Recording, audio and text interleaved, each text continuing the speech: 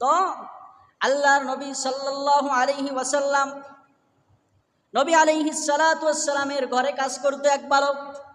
সেই বালককে ফুসলায়া ফাসলায়া আল্লাহর নবী সাল্লাল্লাহু আলাইহি ওয়াসাল্লামের ব্যবহৃত চিরুনি নিছে মদিনার মীর ইহুদি লবিদ ইবনুল আসাম। আল্লাহর নবীকে যে ইহুদি জাদু করেছিল তার নাম হলো লবিদ ইবনুল আসাম।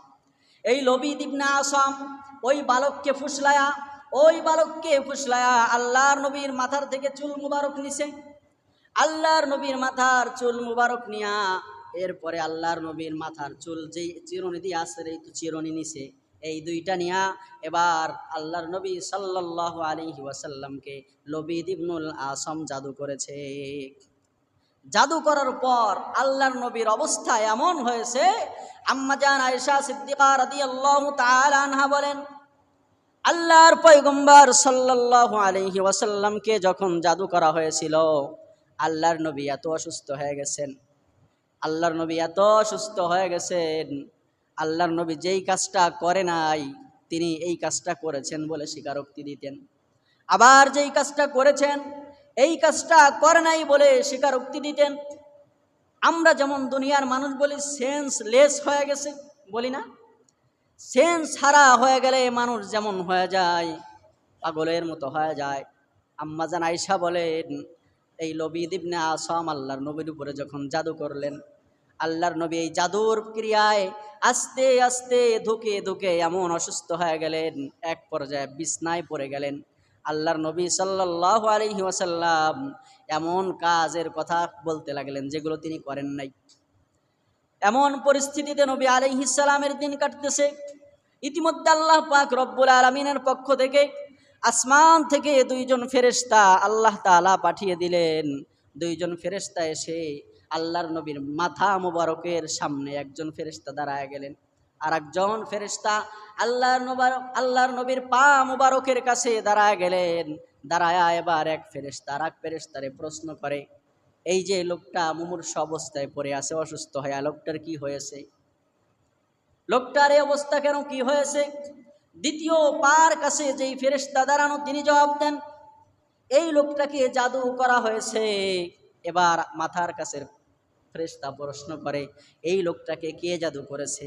আল্লাহর নবী বলেন, ওই ফেরেশতা লবিদ ইবনে আসামের কথা আমার কানে শোনায়া দিছে। লবিদ ইবনে আসাম জাদু করেছে। ফেরেশতা আবার প্রশ্ন করে, কি দ্বারা জাদু করা হয়েছে? বলে, আল্লাহর নবীর এই লোকটার চিরুনি দিয়া এবং চুল দিয়া জাদু করা হয়েছে। কেমনে জাদু করেছে? বলে, কুফরি কালাম করেছে। কুফরি কালাম করে করে চুলে এক একটা গিট দিছে আর ফু দিছে, দিয়া দিয়া চিরুনির মধ্যে ভরে এভাবে জাদু করা হয়েছে। জাদু করে খেজুরের ওইটাকে কি বলা হয়, খেজুর ধরার পরেই আপনার খোসা যেটাকে বলে, এই খেজুরের খোসা আমাদের দেশীয় ভাষায় এটাকে চুমুর বলে, এক এক জায়গায় এক একটা বলে। তো এইটার মধ্যে ভরে এরপরে এই চিরুনি এবং চুলটাকে মদিনা অমুক কূপের নিচে ফেলে রাখা হয়েছে, পাথর দিয়ে চাপা দিয়ে রাখা হয়েছে। এই কথা বলার পরে বলে, তাইলে এই লোকটা কি আর সুস্থ হবে না?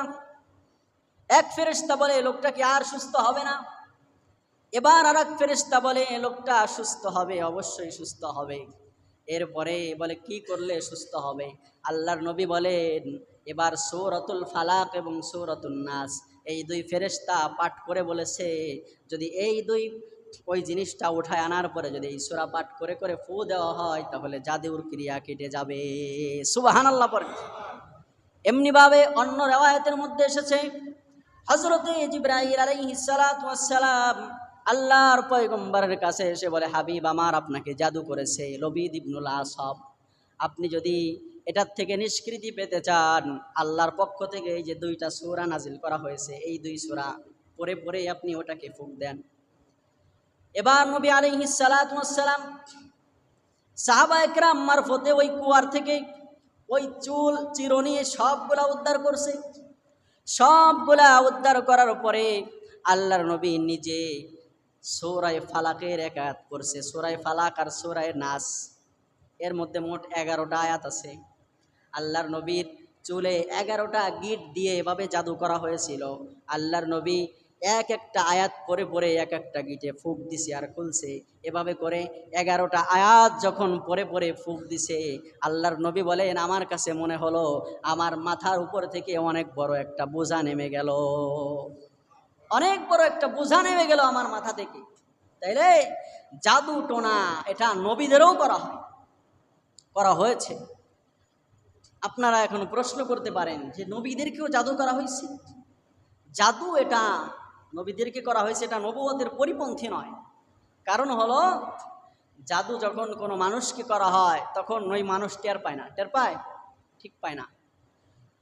তো তাফসীরের কিতাবের মধ্যে এটা লিখেছে যে জাদু নবীদেরকে করা হয়েছে, এটা জাদু নবুয়তের পরিপন্থী নয়, অর্থাৎ নবীদেরকে করতে পারে, এটা স্বাভাবিক, অস্বাভাবিক না। এবার সাহাবায়ে কেরাম বলে, ইয়া রাসূলুল্লাহ, আপনাকে কে জাদু করলো? আপনি তো বলেছেন আপনাকে ওই জাদুকর ইহুদির নামটাও বলে দিয়েছে, তাইলে আপনি একটু দয়া করে নামটা বলেন। এত বড় সাহস, আপনারে জাদু করবে, আপনার বাইসে থাকতেও ঘুরে বেড়াবে জমিনের উপর, এটা হতে পারে না। সাহাবায়ে কেরাম আল্লাহর নবীর জন্য নিবেদিত প্রাণ ছিলেন, আল্লাহর নবীর জন্য জান দেওয়ার জন্য তারা প্রস্তুত ছিলেন। বলে, ওগো রাসূল, শুধু নামটা বলেন, কোন ইহুদি আপনাকে জাদু করেছে নামটা বলেন, ওকে আমরা দুনিয়ার থেকে নিশ্চিহ্ন করে দেই, দুনিয়ার থেকে শেষ করে দেই। আল্লাহর নবী বলেন, আমার কাছে এটা পছন্দ নয়, আমার নিজের জন্য কারো ব্যাপারে প্রতিশোধ নেই। সুবহানাল্লাহ, এটা হলো রসুলের শিক্ষা। একজন মুসলমান কোনোদিন নিজের স্বার্থের জন্য প্রতিশোধ নিতে যায় না। তবে কথা হলো আল্লাহর নবী, যেই নবী এই কথা বলেছেন যে আমাকে ও করছে ঠিক আছে, এখন আমি তো সুস্থ হয়ে গেছি, আল্লাহ তো আমাকে সুস্থ বানায় দিছে, এখন আমি কারো জন্য মুসিবত হতে চাই না, এজন্য নাম প্রকাশ আমি তোমাদের কাছে করলাম না। তবে যেই নবী এই কথা বলছেন সেই নবী কিন্তু আবার ইহুদি খ্রিস্টান কাফের মুশরিকদের ব্যাপারে তরবারি ধরেছেন, ঠিক কিনা জোরে কর? তরবারিও ধরেছেন। কারণ যখন জালেমের জুলুম বেড়ে যায় তখন তরবারি ধরা, হাতে লাঠি নেওয়া, বস্ত্র নেওয়া, এটা নবীর শিক্ষা। চিৎকার করে বলেন ঠিক কিনা? এজন্য ভাইয়েরা আমার বুঝতে হবে।